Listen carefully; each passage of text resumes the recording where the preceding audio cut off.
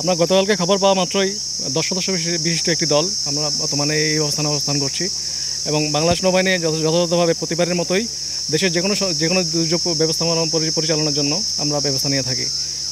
একইভাবে দেশের বন সম্পদ রক্ষা এবং জঙ্গল রক্ষার্থে আমরা কাজ করে যাচ্ছি এবং গতকালকে খবর পাওয়া মাত্রই আমরা এখানে এসেছি এবং আমাদের দল, স্থানীয় জনপ্রশাসন এবং আমাদের কোস্টগার্ড, নেভি এবং ফায়ার সার্ভিস সবাই মিলিতভাবে আমরা একত্রে কাজ করে যাচ্ছি এই সুন্দরবন রক্ষার্থে।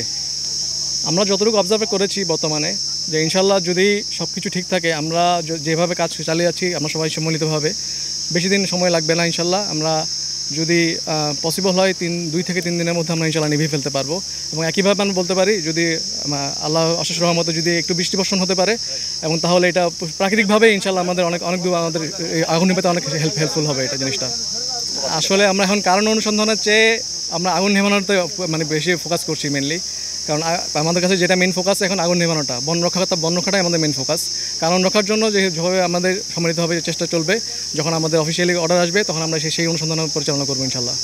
আমরা আগুন নিভানোর জন্য খুবই তোলপাট করে আর লোকজন নিয়ে গ্রামের অনেক লোকজন এসে আমরা আগুন নেভানোর জন্য খুবই সকাল থেকে খাটাখাটি করতেছি।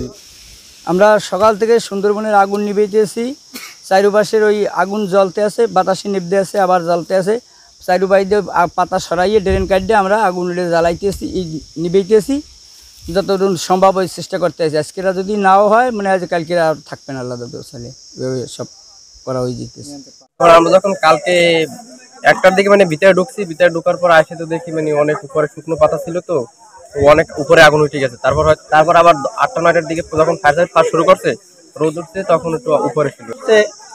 সুন্দরবনের ভিতরে যে আগুন লাগা, এটা এমনি লাগে না, হয়তো যে কোনো মানুষের মাধ্যমে যারা হয়তো মধু ভাঙতে আসে এদের কারণে হয়তো লাগতে পারে, এরকম কিছু করা যায়। তারপরে আমি এসে দেখলাম যে এক জায়গা থেকে শুধু ধোঁয়াগুলো উঠতেছে আর আগুন তেমন ধাউ ধাউ করে জ্বলে না। সুন্দরবনের এরকম মাটিগুলো ফাঁস বেশি বলতে কাঠগুলো শুকিয়ে গেছে, এই জন্য তারপর ফায়ার সার্ভিস আসে এগুলো পানি দিয়ে নিয়ন্ত্রণ করতেছে। ওয়ালটন ফ্রিজ কিনে অনেকের মতো আপনিও হয়ে যেতে পারেন মিলেনিয়াল সেরা পণ্যের সেরা অফার।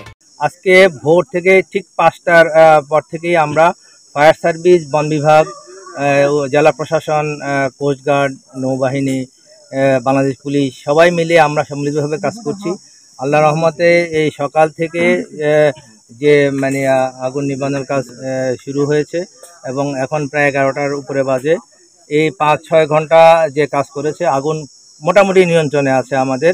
আমরা সমস্ত জায়গায় ফায়ার লাইন কেটে দিয়েছি এবং পর্যাপ্ত পানি দিয়ে ফায়ার সার্ভিসের 4-5টা ইউনিট, বন বিভাগের যে আপনার অগ্নি নির্বাপন যন্ত্র আছে, সমস্ত কিছু দিয়ে সরকারের সমস্ত শক্তি দিয়ে আমরা কাজ করে যাচ্ছি। আল্লাহ রহমতে এখন আগুন মোটামুটি নিয়ন্ত্রণে আছে। তারপরে যদি কোথাও টুকটাক থাকে সেটা আমরা চেষ্টা করছি।